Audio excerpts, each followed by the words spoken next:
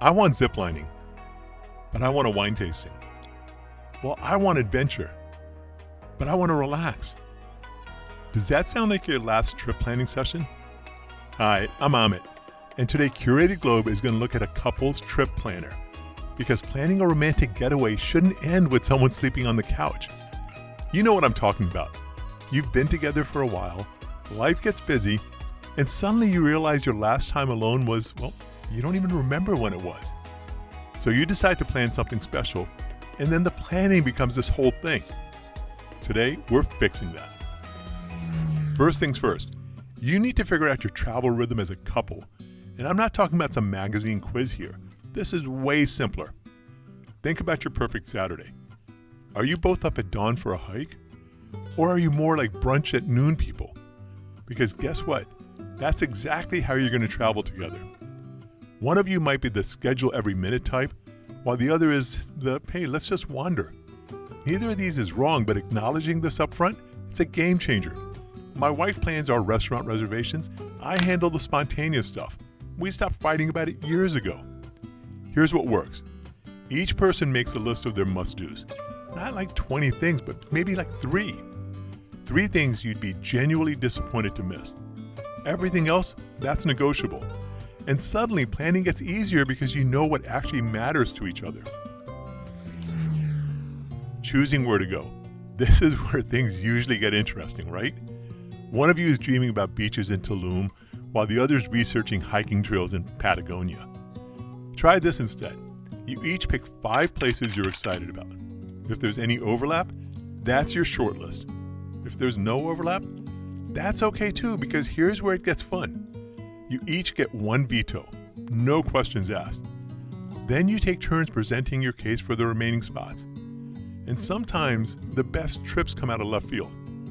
Let's say you want a beach and they want culture. Well, Barcelona.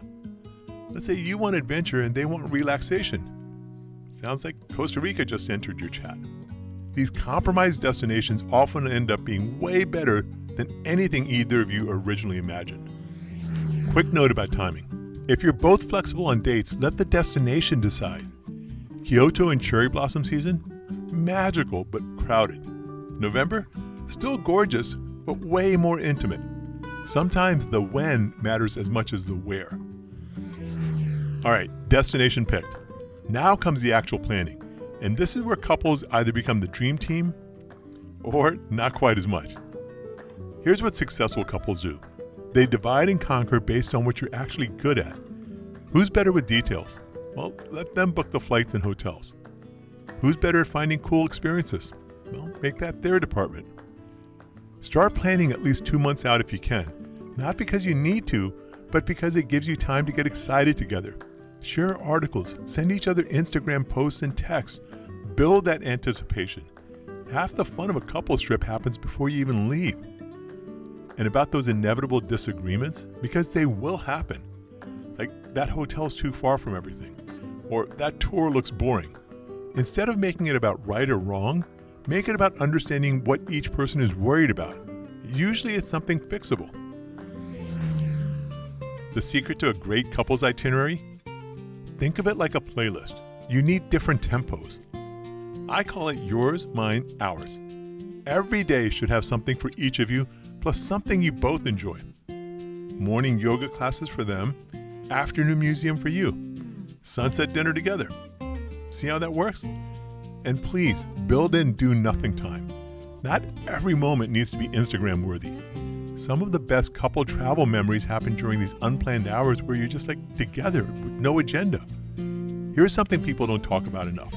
Solo time during couples trips. It's not weird to spend a morning apart. They hit the hotel gym, and you explore the bookstore district. You'll have more to talk about at lunch, trust me. Quick sidebar for those planning something special, like an anniversary or a big birthday, that kind of thing. The pressure to make it perfect can actually ruin it. Instead of trying to orchestrate every romantic moment, plan one really special thing and let the rest unfold. Book that fancy restaurant or the hot air balloon ride, not both. Plus a couples massage, plus a sunset cruise. Overscheduling romance is like, well, it defeats the purpose. Sometimes the gesture matters more than the grandness. A handwritten note left in their suitcase beats an expensive gift shop purchase every time. Okay, the unsexy but necessary stuff. Shared Google Sheets for planning. It's essential. One person books flights, immediately shares the confirmation. Same with hotels. No more "I thought you booked it" disasters. Coordinate your packing. Seriously, you don't both need to bring shampoo, and someone needs to remember the phone charger, so make a shared list. And that whole "don't go to bed angry" thing, apply it to trip planning. Don't book anything when you're annoyed with each other. Tuesday's argument about the hotel shouldn't determine where you're staying for a week. All right, as promised, here's a few destination ideas that nail the couple's travel sweet spot. Lisbon. Romantic without trying too hard. Wander these gorgeous neighborhoods, eat incredible food, and take that famous tram. Active enough for adventurers, chill enough for relaxers. Something closer to home? Asheville, North Carolina. Mountains for hiking, craft breweries for tasting, artsy downtown for exploring. It's got that perfect something for everyone vibe. And if you're ready for something special, really special, Kyoto. Temples for culture, gardens for peace, incredible food scene for romance. The kind of place where every corner feels like a discovery you're sharing. But here's the thing about planning a couple's trip, and this is what Curated Globe is all about.